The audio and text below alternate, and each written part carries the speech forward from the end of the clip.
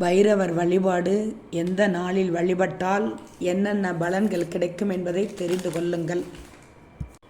ஞாயிற்றுக்கிழமை ராகு காலத்தில் பைரவருக்கு வடைமாலை சாற்றி ருத்ராபிஷேகம் செய்து வழிபட்டால் திருமண தடை விலகி விரைவில் திருமணம் நடைபெறும்.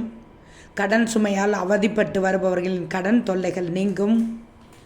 இந்த கிழமையில் பைரவருக்கு புனுகு சாத்தி முந்திரி மாலை அணிவித்து வழிபட்டு வந்தால் பல நன்மைகள் கிடைக்கும். பைரவ பெருமானை சிம்ம ராசிக்காரர்கள் இந்த தினத்தில் வழிபடுவது மிகச் சிறப்பு.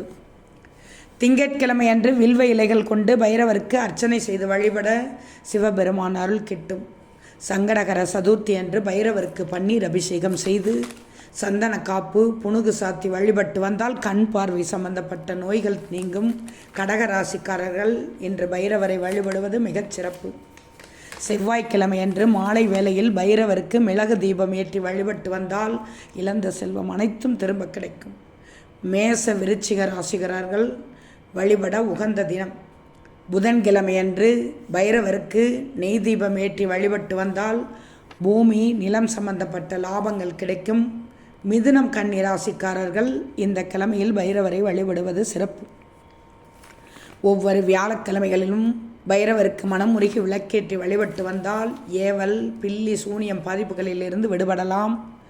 தனுசு மீன ராசிக்காரர்கள் வழிபடுவது சிறப்பு.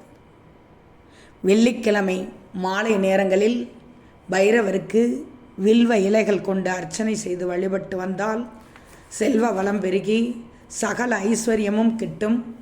ரிஷபம் துலாம் ராசிக்காரர்கள் இந்த கிழமையில் பைரவரை வழிபடுவது சிறப்பு.